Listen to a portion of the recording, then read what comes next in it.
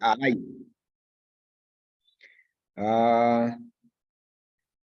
So from that angle, I think that is basically what I wanted to bring on board. Maybe I don't know whether the syllabus provides for computing annuities. Let me just ascertain from the syllabus. If we compute annuities, we go there briefly, then we move to the next thing that we have to look at today. Okay. Let me just visit the syllabus very briefly here to see what it is asking us to look at in terms of time value for money beyond what I've presented. I think beyond what I've presented, we have understood the role of time value in finance. Okay. We need to extend this concept for annuities. When you look at your syllabus, we should also look at the single amounts and the annuities. At least we have looked at single amounts. Now we need to bring on board what we call the annuities. The annuities. An annuity. Anyone who has an understanding of that concept?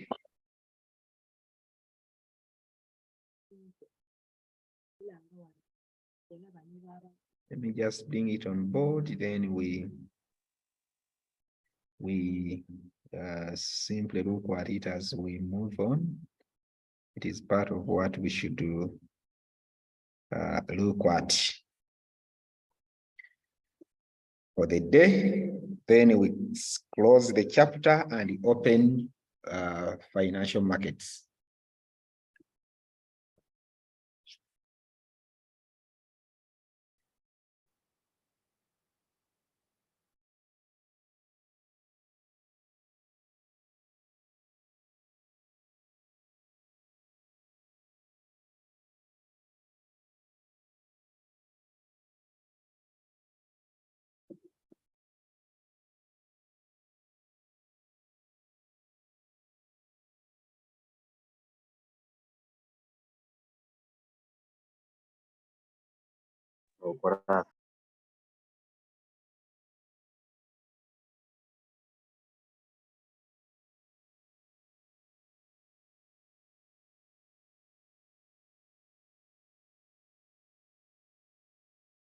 Maybe I can just add a few things for us to take away. Such that we are grounded, because these concepts we're discussing are the ones that help us to make lots and lots of financial computations for purposes of arriving at the best decisions.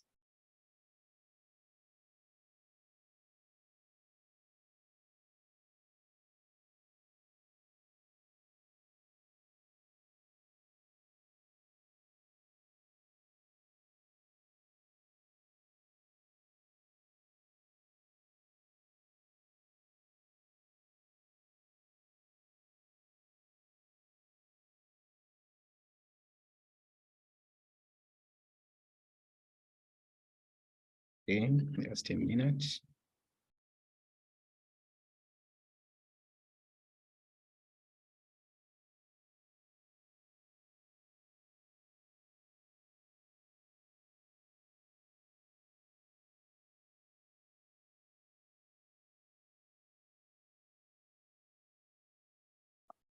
Yes, let us briefly look at this concept, then we move on.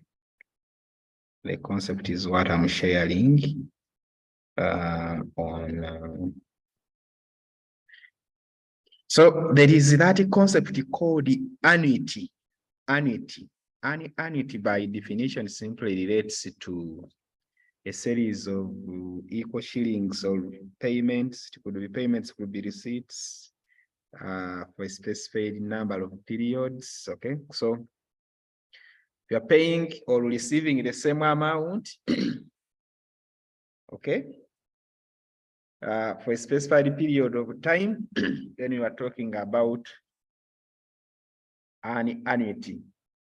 For example, if you borrow money and the rate of interest is computed using the fixed installment method, meaning the amount of interest paid is the same at every time of repayment, irrespective of the principal outstanding, then you are trading annuity. Okay. Or if you earn, it could be earning, maybe you earn a salary of 1 million per month. It doesn't change whether inflation has gone up or down, then you are trading annuity. These annuities can be classified into two, but we begin with what we call ordinary annuities, where payments occur at the end of each period. For example, if it is a loan, and you're supposed to pay principal and interest, it is going to be charged in that month.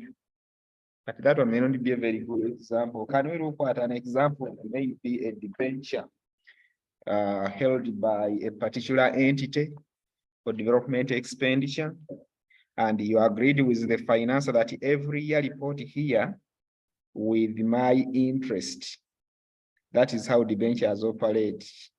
A debenture is a unit of loan in a business organization, in most cases a company, and interest is computed and paid every year, and then in the final year of the debenture, you return the principal as well.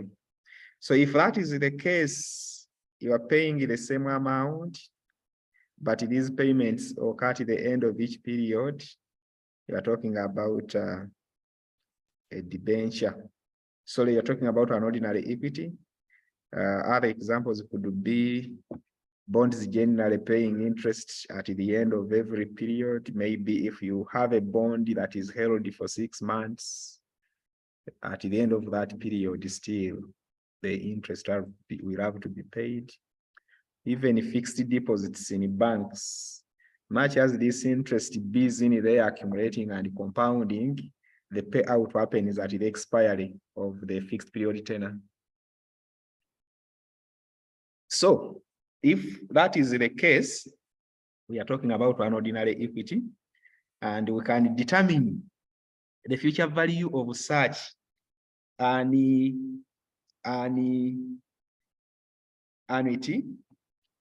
I think when I was typing this formula a bit moved, I want to put it on the whiteboard for every one of us to see it clearly. If it is an annuity, and we are talking about the future value of an annuity, of my handwriting is not so poor, though it's not the best. So you look at what is paid, okay? Every time payment is to be made, the principal payment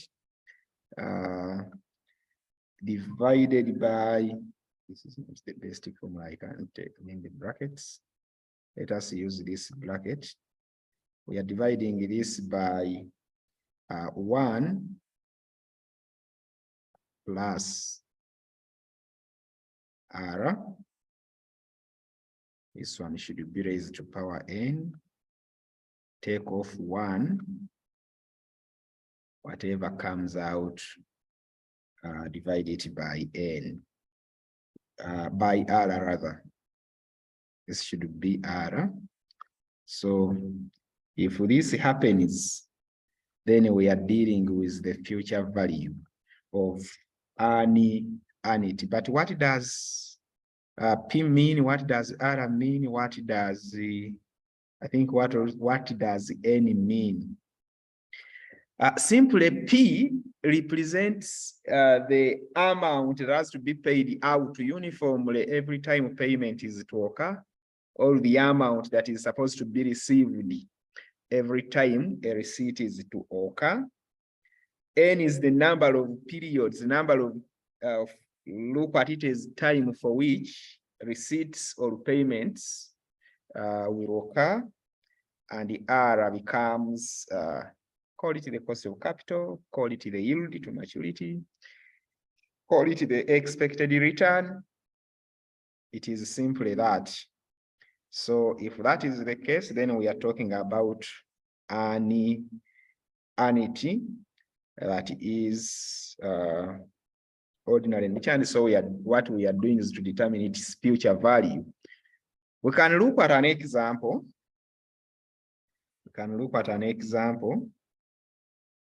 And we see how we compute for it. Let me share this example for you people to pick something out of it.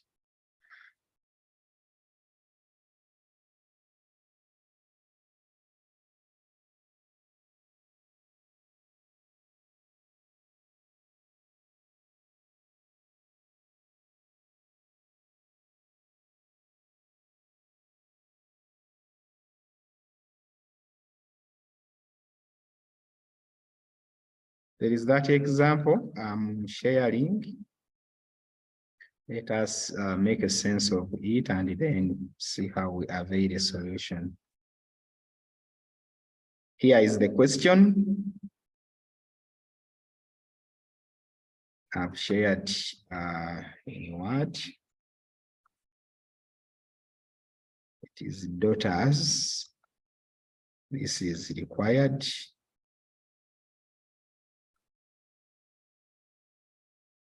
So if we can see the question, let us read it and then have a solution. Let's read it, make a sense of it, then we interpret it, and then find a solution.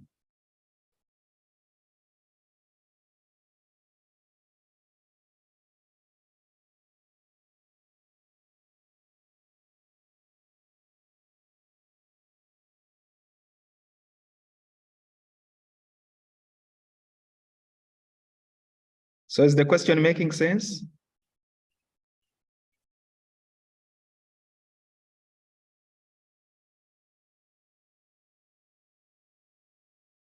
Samuel, the parent, wanted to raise money for the daughter's education, and he's willing to pay 5 million. I think there are some typos in here. The person is Samuel. 5 million at the end of each year in Absa Bank for the next 5 years. Okay. The bank offers 6% interest as annual interest. So how much money, how much will he have? Let this one be here. How much will he have at the end of the year? Can someone mute? That is Robert Yaruhanga. Just mute your system, please. You are disorganizing the class. Okay. So we have this. And when you look at a question of this nature, it is guiding you on investing today to earn something tomorrow. Actually, this is the principle used or employed by traders and investors in treasury bills, traders and investors in bonds, traders and investors in even fixed deposits, if looked at critically, can borrow. So if you want SPET to earn a particular aim in the future,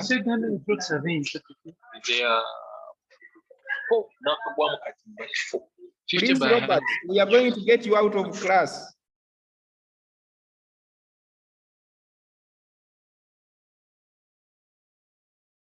So if your objective is to be in a position to pay money 5 years from now, you can choose to invest some little today on assumption that it attracts interest, it earns interest. Then at the end of the 50th year, when your daughter is starting primary 1, you can even pay off school fees for the entire primary section.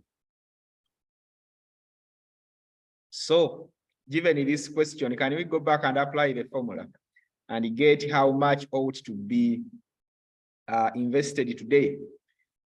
Sorry, how much will be recouped at the end of year 5, having invested continuously 5 million at the end of every year. So this is our formula. When you look at the formula, what is so particular here is that we know we have a P. P becomes 5M, right? R becomes 6%. N becomes, is it 5? Something like that. So all we need here is to substitute in this formula. May I assume we can substitute and get the answer on our own?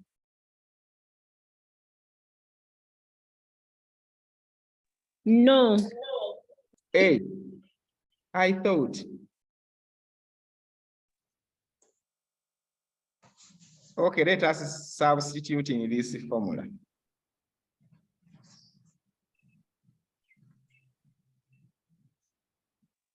We have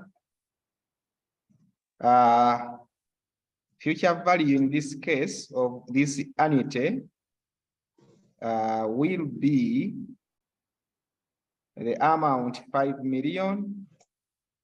Okay.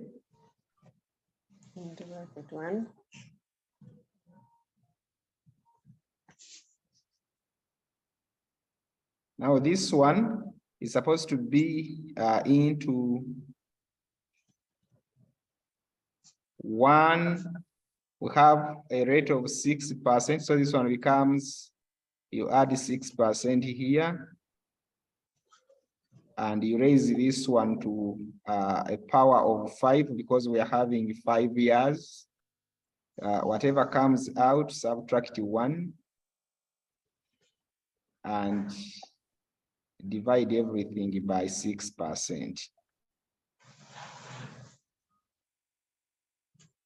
Is that okay? Yes. Can we now arrive at the answer?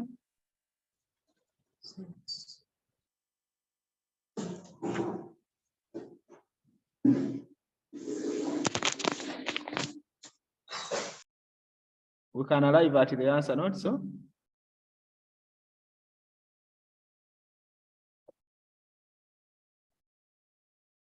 Members, when you keep quiet. If we can handle this all. If we can handle it. You can handle, right? With you, yes. I thought you were simply substituting into the formula, or rather computing, because the substitution has been done already. Are you finished it?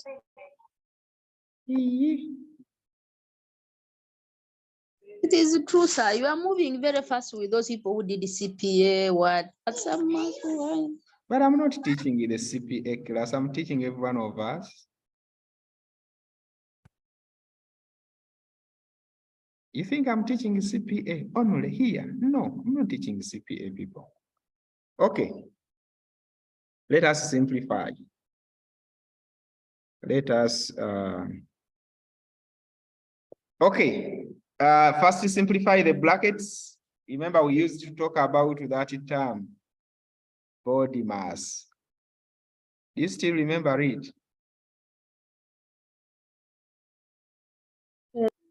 Yes. So you begin with the brackets.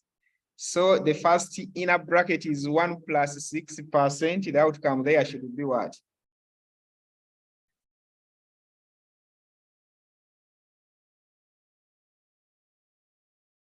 I think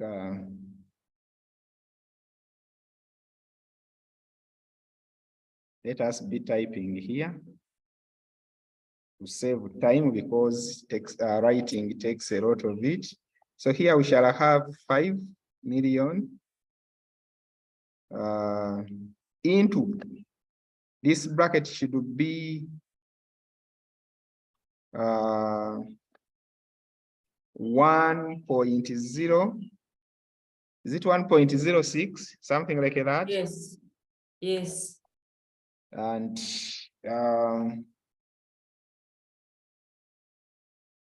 then down we divide by. Here we divide by.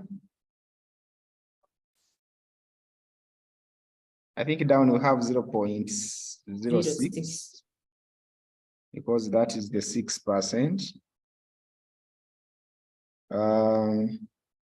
Then here we have, this one should be a 5. Okay. Now our bracket comes like this. So whatever comes out of that expression, we take off 1. And this is where we shall be. Can we move? What is 1.06 power 5?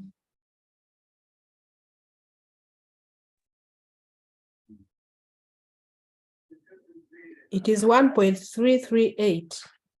1. So that means 338. so 1.338 take off 1. 0.338. 0.338 divide it by 0.6. 0.06. 0.06. 5.6. It is. 5.637. So that means you have 5 million. This one should be multiplied by 5.6. 6, like that. 5.637. 637. Yes. What is the resulting answer?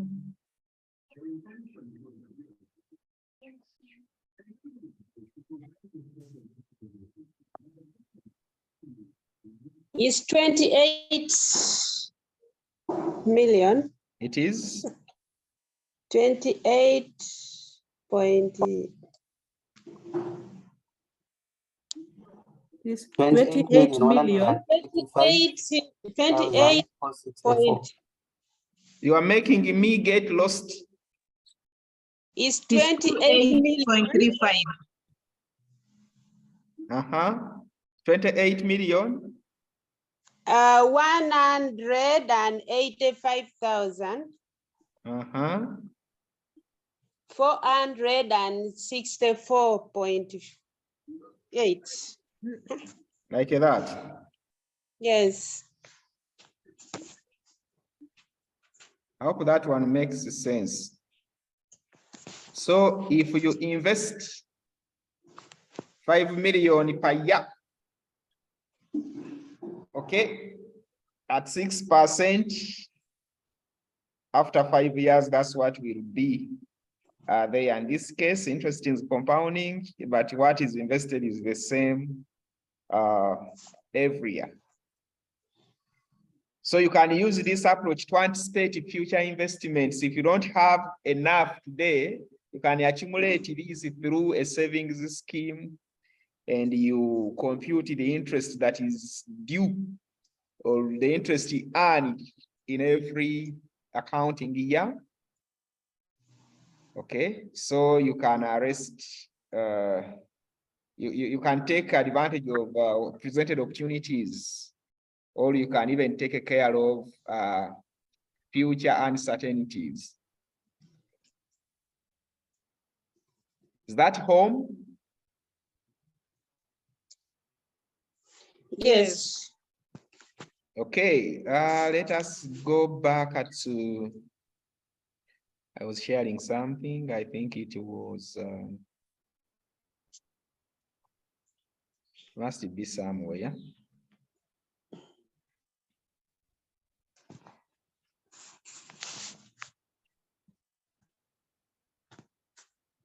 So my solution is there. That is our solution. Now what we've done is to compute the future worth of present day investments that are increased annually by the same amount, yet there is also interest earned on the same investments every year. So we have valued annuities and got their future worth. How about the present value of an annuity? How do we compute the present value of an annuity? In other words, a certain amount of money, X, okay? A certain amount of money, X, is promised to you in the future. Let us say someone wants maybe to take over your premises today. They use them for whatever purpose, be it business or not. And they are promising to hand over 50 million after 5 years to you. Now, before you make that decision, you need to appreciate and understand how much the 50 million that will be paid to you after 5 years, what does it mean today? And understanding its meaning today means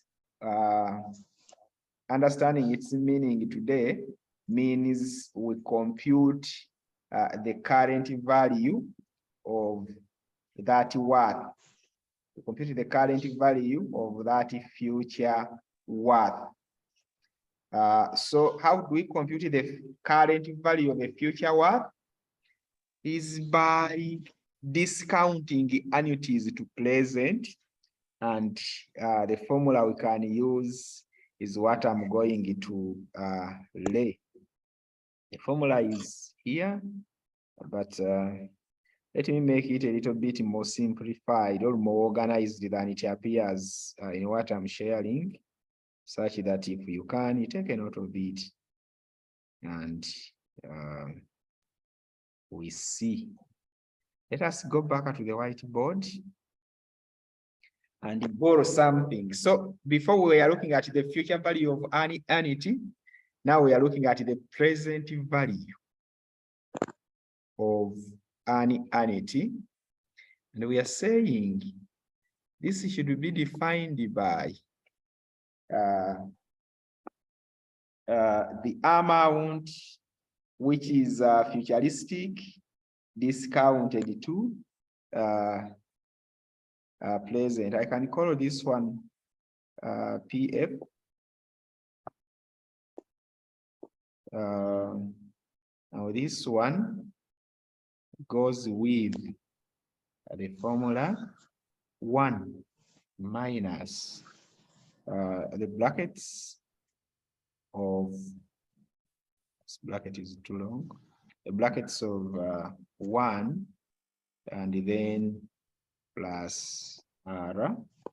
So whatever comes out is subjected to power negative n, everything divided by R, and there we go. Still n remains the number of years for which results are expected. Okay, R is the cost of capital. So that is the formula we use. You can call that R to also mean the yield to maturity. It is not repeating any meaning. Meaning remains coming out very well. Okay, so the P should be the future value of annuity. Okay, the future value of annuity. So we can now take an example. We can take an example to compute. Let me first look for my examples such that I give you an example to compute.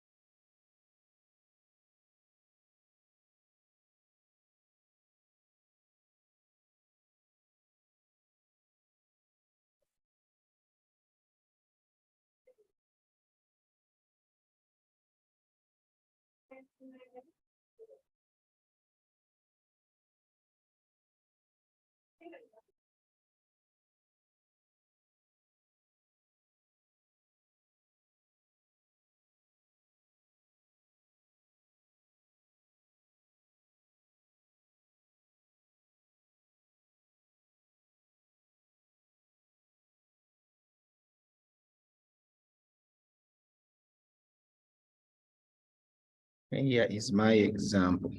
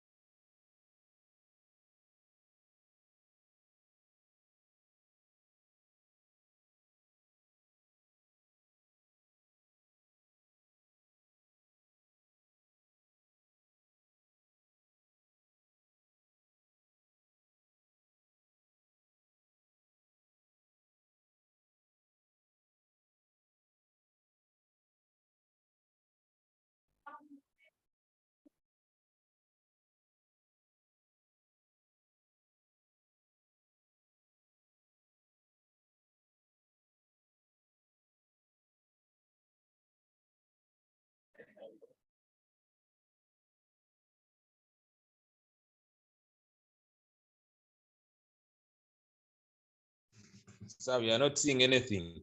We are just seeing the formula.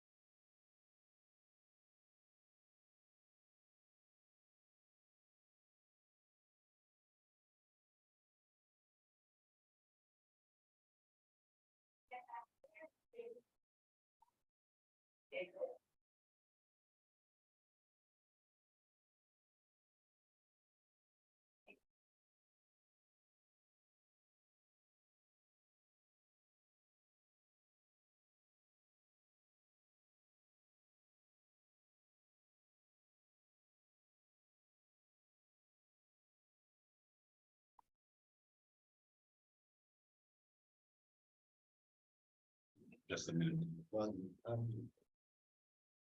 Excuse me, sir. I think you are muted.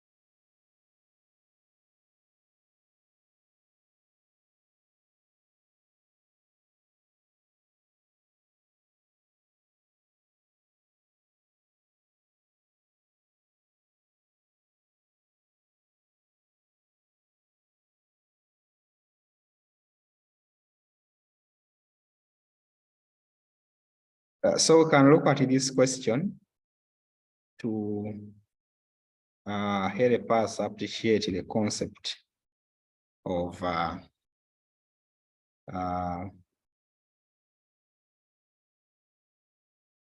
present values of annuities. So we can just have this and compute how much is committed to an investment that earns this, how much that is $1,000, and this is annually for 7 years. Interest rate is 8%. So we can just take that and apply the formula. Then we shall be in a position to come up with how much is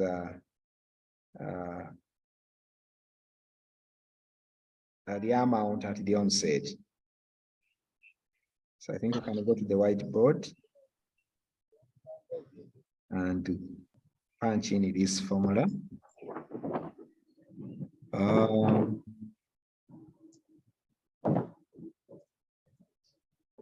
So we have the summary here. We have,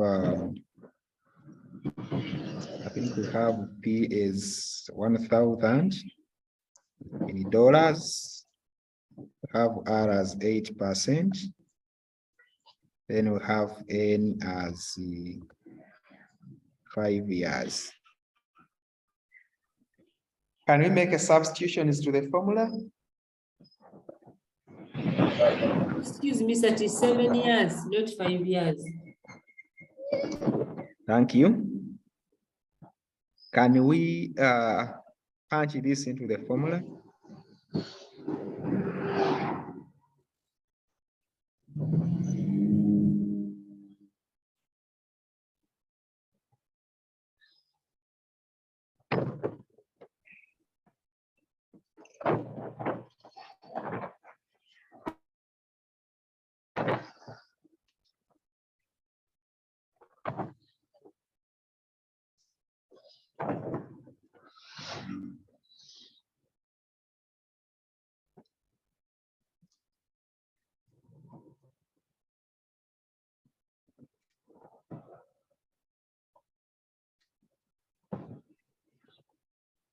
So if we have put this into our formula, then we have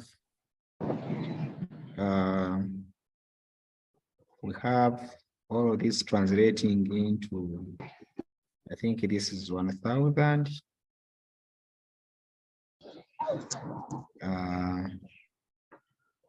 This one becomes 1. Let us cater for, so this one becomes 1.08, right?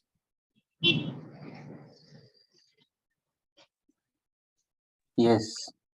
1.08, and this is subjected to the power -5, right? So whatever is the outcome, -7. 7. I don't know why it is 5 into my mind. So whatever comes out, we put it to divided by 0.08. Can we simplify this?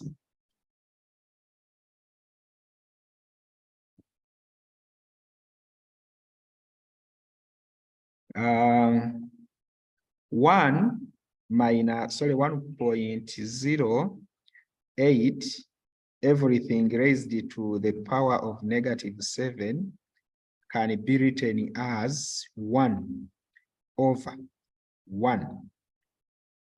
Sorry. Can be written as 1.08. Just trying to simplify for my brothers and sisters here who may be having mathematical challenges. So you can reciprocate it to that. Okay. Are we there? When we do that, what will be our answer?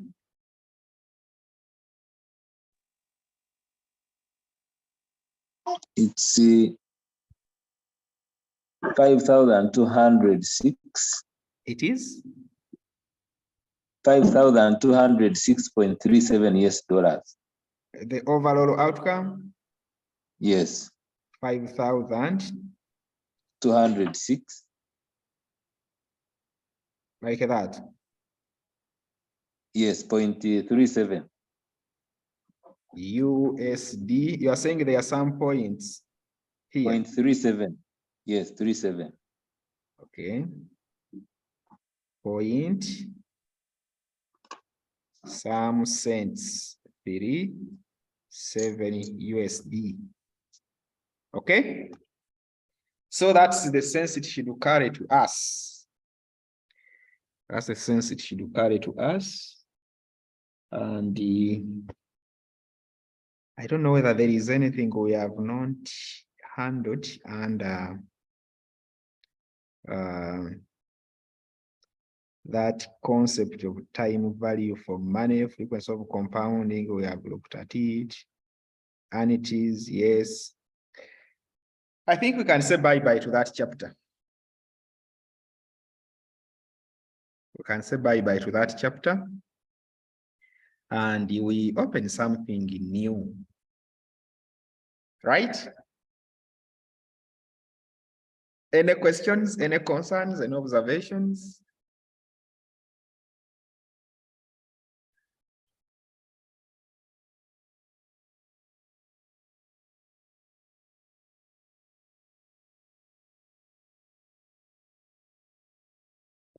Class? For satisfaction of the class, all material is going to be loaded.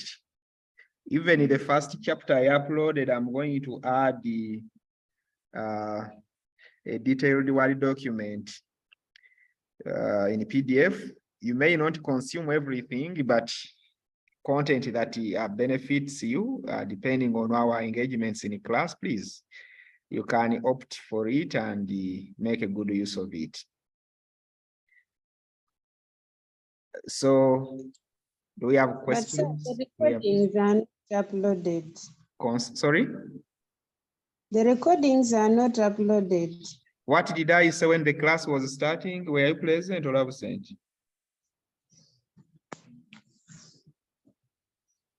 I think I came clear concerning the recordings. Okay?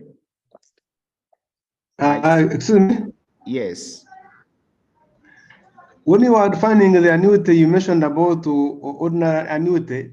So I was inquiring if there are other annuities other than ordinary that maybe might be part of this course outline. Actually, the course outline is just open. It is talking about annuities. Though I have only talked about those that are ordinary. We can have those that are not ordinary. They are those that are perpetual. Perpetual annuities can exist. And in this case, if they are perpetual in nature, we are talking about a stream of uniform cash flows being received infinitely. You invest once and earn uniformly until you leave this world. That one makes them to be perpetual annuities instead of ordinary. So you can look at an example of maybe an investor, even you yourself. For example, if you have property to be leased or you lease property to a particular set of users, and your annual lease amount, in this case, it is, I think, the premium paid to you per year is defined and is constant, but you will earn this money in perpetuity. You will earn it every year, until. So that one becomes an infinity kind of earning And so it is what we call a perpetual annuity. If we take it to extended finance, corporate finance, there are instances of shares that are preferential but irredeemable. And so holders of those irredeemable shares are entitled to perpetual preference dividends. Okay, meaning the holders of such shares are almost similar in terms of entitlement to the ordinary shareholders, because their entitlement is also in perpetuity. So the same with the redeemable preference stocks. The other example could be, if you look at cases of irredeemable debt, irredeemable debentures, you hold one and the provider of that debenture is almost the same as the owners of the company, because they have invested that capital in perpetuity. All they can be entitled to is annual interest in equal portions, equal proportions, but it is earned in perpetuity. Okay, so if that is the case, then we talk about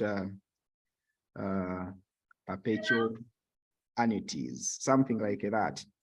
And valuing them or determining their present worth, if the expectation is uniform, that is, if you earn cash flows that are uniform across board, then you simply discount the cash flows using the rate.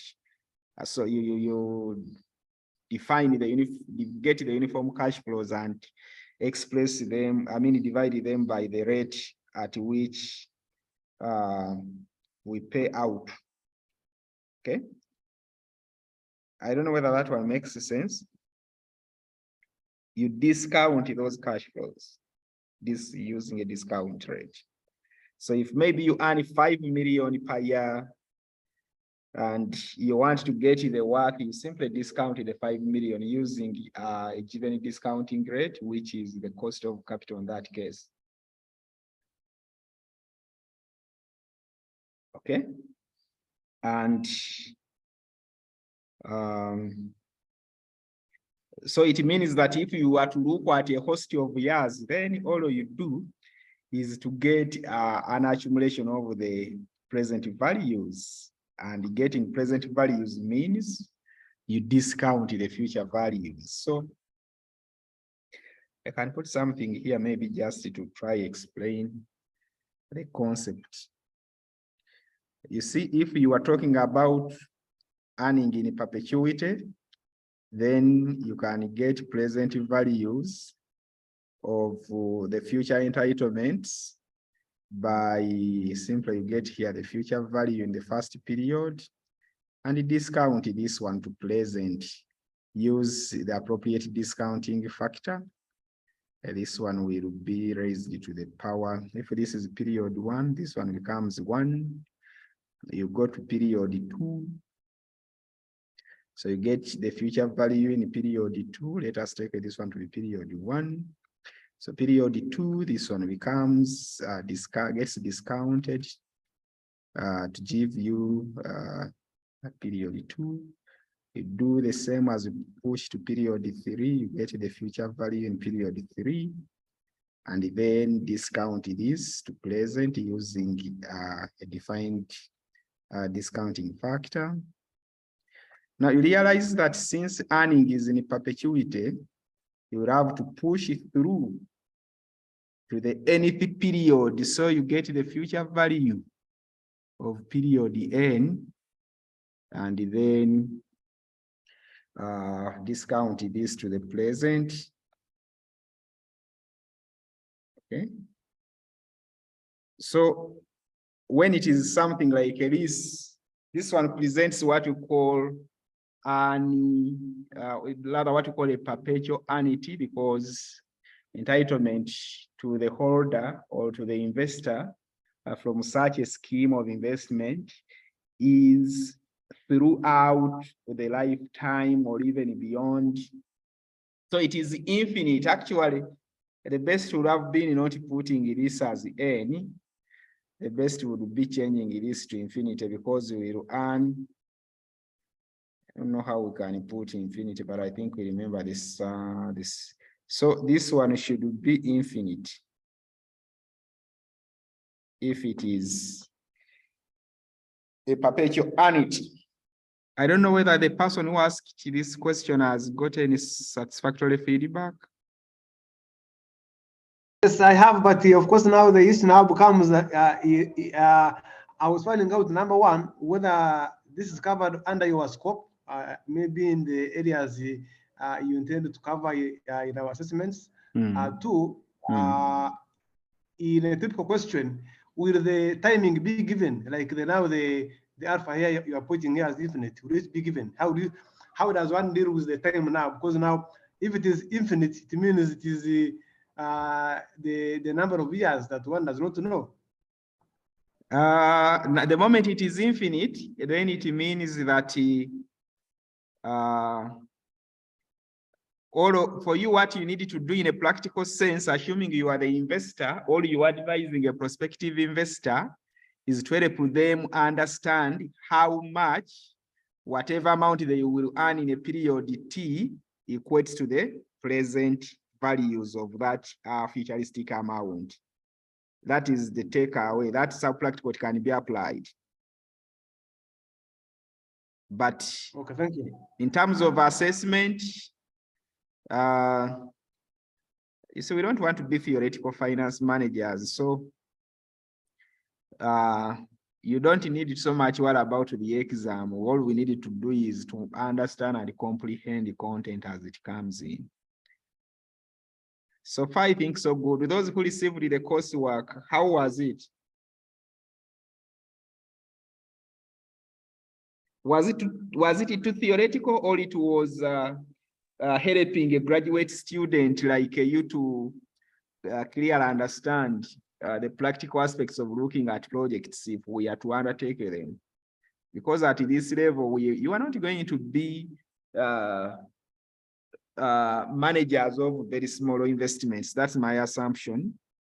You are looking at relatively bigger sized investments in the organizations where you work. If you're not the de facto finance manager, maybe you are a manager in your capacity, and so you participate in these meetings where decisions that are so pertinent are taken, capital decisions, and any other decisions. So you participate, and so you can have your insights and submissions about proposals from colleagues at work for purposes of pushing the organizations forward. So in that spirit, I think that question was set.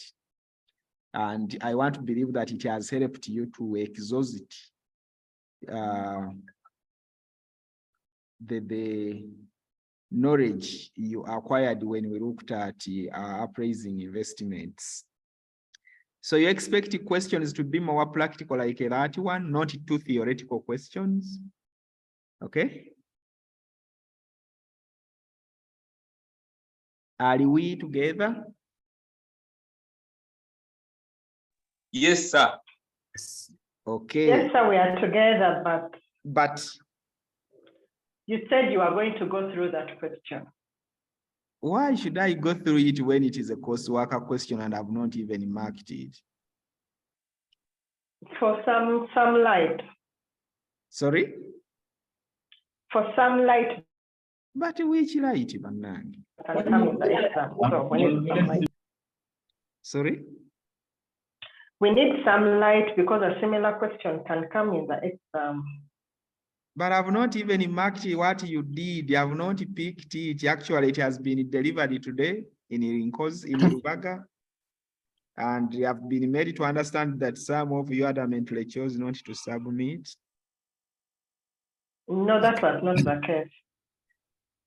No, because actually, the communication for the previous lecture, you said it was going to be at Rubaga, and those who will be available will submit their physical script.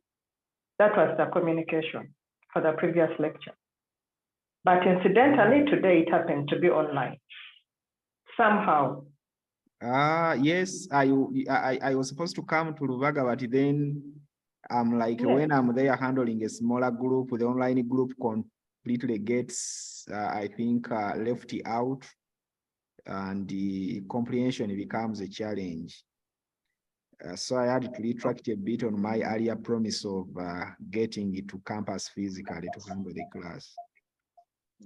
So people did not refuse, but they were expecting a physical class. So when do people want to give me my work? Because Mr. Martin. yes. Maybe we submit on Moodle now. Mr. Martin. Yes, Pamela. Yes, good morning, sir. Good morning, Pamela. Yeah, here at Lubaga, we are in class about 15, and people had come with their work. So I've collected, I'll give it to Lydia and to Carol. Okay. So because I don't want anything that goes beyond, actually this work was supposed to be for Thursday. Okay, you are mature groups of people. Saturday is here. May I assume that today everything is collected? Yes, sir. Yes. Because No, if I'm not mistaken, I'm going to add on another engagement next weekend. We must take the second group, the second part of the coursework. So this one, I'll leave it with Madam Carol. It's okay. Okay, sir. I'll pick it from her. All right. So Okay. I'll submit on Monday because the communication came in yesterday. Excuse me, sir. The previous communication was loud and clear. You said we shall have a physical class today. And we received a communication yesterday that it will be online. I mean, the communication was not clear. The initial communication was, as you said, we're having a physical class today. But today, it happens that we're online. So the communication differ. So now what are we arguing about here? We're supposed to submit our script today. Yes, we also submitted on Moodle, but we also have the physical script. Just take your work today or tomorrow to campus. Mirembe Lubinga, can you send your work to Pamela? It's okay. Okay. Can't we submit on Moodle? No, I'm Excuse not me? I have not defined anything to mark this work on Moodle. It has to be marked physically. You also went through it and you saw how you got your solutions. So how have I defined them on Moodle? Excuse me, sir. We shall submit. Yes. Yes, Tom. Yeah, I have the work for the Mbare team. I'll be delivering it to Lubaga today. I'd also come for the physical lecture, but since it was not happening, Oh, I'm sorry, still around. Tom. There's no physical lecture. It is not physical because of trying to cater for everyone. The feedback was that when I'm online and physical, then the online class is completely neglected. I don't know whether that is the case, but that's the feedback. Yes. Sorry? Yes. That's the case. True. So that's why I'm virtual today. You see, this is pedagogical education. Let's continue with online. When we are undertaking pedagogy classes, we don't want to over disturb you. For as long as, Mr. Martin. Yes. Yes, I'm suggesting that we got this communication late, very late, and some of us had come for physical instead, and we we came to know about it this morning. So I was suggesting this thing needs physical. So next time, if we are to have a physical lecture, let it be physical, because in fact, people have come with their work and they don't know how to do it. And now, you see now, Winnie, that submission is very okay. And I'm not saying this worker is going to be left behind. Like I've said, Pamela is already at campus. She's picking it to hand over to the administrator to Lubaga. For the physical class, you guys, you see, when we are teaching, you are the bosses, okay? Yes, sir. All you want is to understand. So yes, we want to understand. If a section is divided between physical and virtual, who am I to force physical on you or virtual on you? But we are so much ready for this physical. It's okay. Anyway, it's okay. It's okay with the online. If that is the case, it is you to agree as a class and create a physical class. When you agree, I will come, because for me, I offered it to be physical in Lubaga and be virtual elsewhere. So we are from the different areas. Sorry? I am not hearing Nicholas. What I'm saying, yes, we are located in different areas. Some are in Bari, some are in Kasese, some in Fort Portal. No, we don't have a campus in Kasese. No, where we are working. So sometimes where we are working. Yeah, sometimes the battle is good for us. And then again, the assignment that you give us. Yes, like me, yes, yeah, for case of me, I did the assignment, but I'm not sure. This is my first time to see this FU over FU, what and what. I read the assignment, I could not understand. But maybe after marking, maybe you can come back and we do that assignment when it comes in an exam. You see, do you know why it is called an assignment than a test? Oh, you give us more examples. Nicholas, how many examples do we have to look at for this concept to sink? We saw only one. Are you sure? Yes. The only thing I did this time was to bring a comprehensive example covering all areas. That's the only thing I did.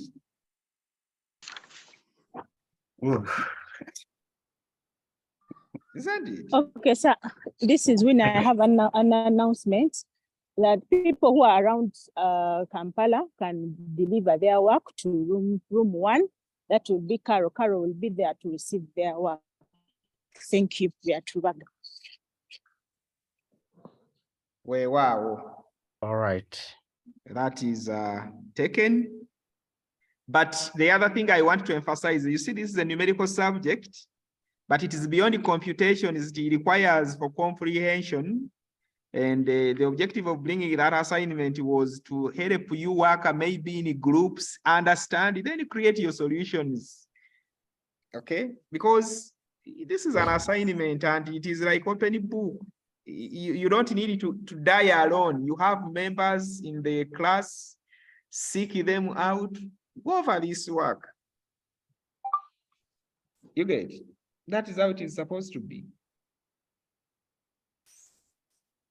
It is not a test. If it were a test, I would have someone in the yard put you in one corner and then you start answering. But this was a take a home. So noted, this one also implies that you guys don't have time to maybe engage into discussions or that is not how the MBA should be done. An MBA degree is meant to help you explore knowledge, and you don't only explore it as an individual. Group work, engagements, discussions should be tools to help us get there. Okay. Okay, noted. Okay. So if that is the case, people, I want to switch to another topic. If you realize time is taking us at a very fast pace, we have had those lost weekends, and most likely the coming Saturday, I think I have a university engagement that I'm supposed to lead. I think I might require you people to be flexible a bit and maybe somehow do class for a few hours, 2 or 3 during the course of the week. I think if it is agreeable, we can do one class this week and one class the other week and one class in the final week, because we have 3 weeks to the exam.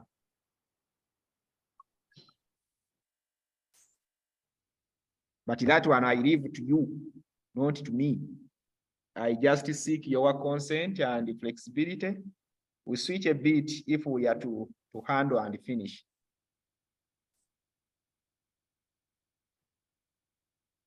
It's okay, sir. Do we have consent from everyone, members? Yes. Let us have consent. We choose a day. It's fine. Yes. Okay. Which day? So can you also Tuesday? map out the date? Every week we choose one day. Can we do Tuesday? What time? Sorry? Tuesday. The time. Members, is Tuesday agreeable? 6 to 7 or 6 onwards. Yes, sir. 6 onwards, right?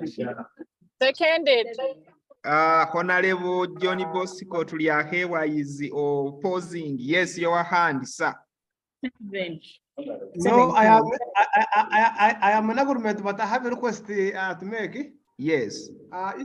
If you given the limited time we are having, yes, if you can share the notes for the entire module, and then maybe we can read ahead of time. You see, it is not necessarily about notes. It is notes. Almost all we are opening is compute. But okay, so I had promised to share everything on Moodle. I think I will do so. Then by the time we come to class, maybe you are somewhere with the content. Thank you very much. I second. Okay, so I'm noting Tuesday, and you are saying I should be ready by 6 p.m. No, sir, 6 is too early. We are just 7 p.m. What time? From 7. At least. It wasn't 7, too late also. Oh, there are people who have arrived. 7 is ideal. At 6, we are still traveling. 7 is okay. Okay, let's start at 7 because I think 6 people are still like finishing up work and yes, Ethiopia. I think it shall be still in jam. 7 is okay. Let's do at 7 because most people at 6 are trying to finish up with work and maybe being on the road in jam. So 7 is okay. Even us who have to keep in office, we can wait until 7. Okay. So the coordinators here, I've not seen Benjamin, I think, but I can see the other coordinator was Florence, but I know there is also Pamela. Please let us take a note of that. To manage the remaining content, let us just add just a bit and ensure we get something. So thank you for that feedback.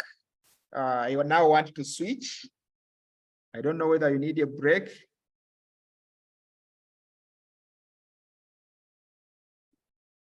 You tell me. Sir, let's go till 1 because we have to travel to Rubaga to take our work. No, you will travel to Rubaga at 5. I'm going to teach up to 5. Oh my God. We want to travel at lunchtime. We want to travel during. We want to travel during the lunch break. We want to travel during lunch break. Yes. So we now continue up to 1 before we break, right? Yes. Okay. Yes. It is up. Okay, so what time are we coming back? At 2? No, we are not breaking it now. We are breaking after time. Okay. Okay, so if you look at that course outline that I shared, there is another important concept that we have to introduce and explore. That is exactly what I want to venture into right now.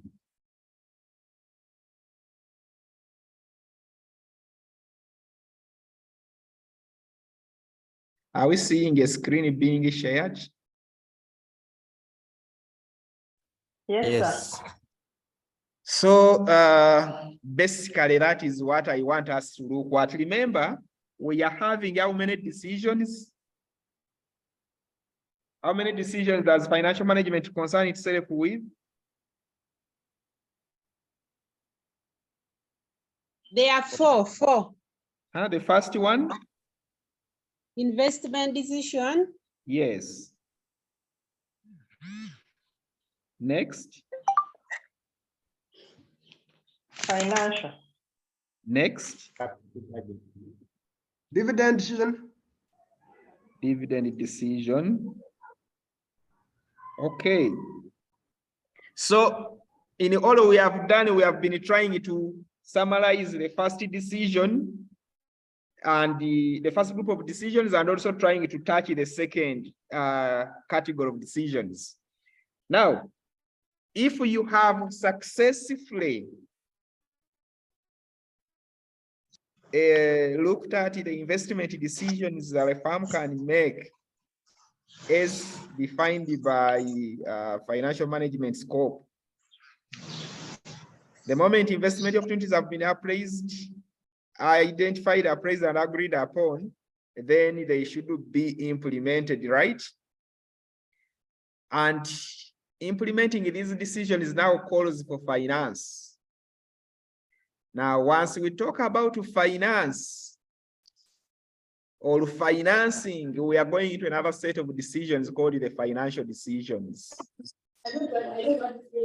And these financial decisions imply us making rest of decisions with regards to sources of funds and the associated costs. Can we mute members? Let us mute.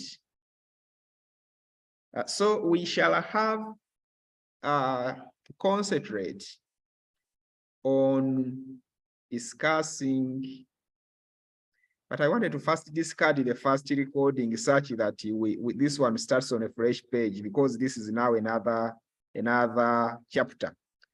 Can you first stop recording? I think yes, stop recording and even disconnect from the call. That is me, not you people. It is only me to disconnect.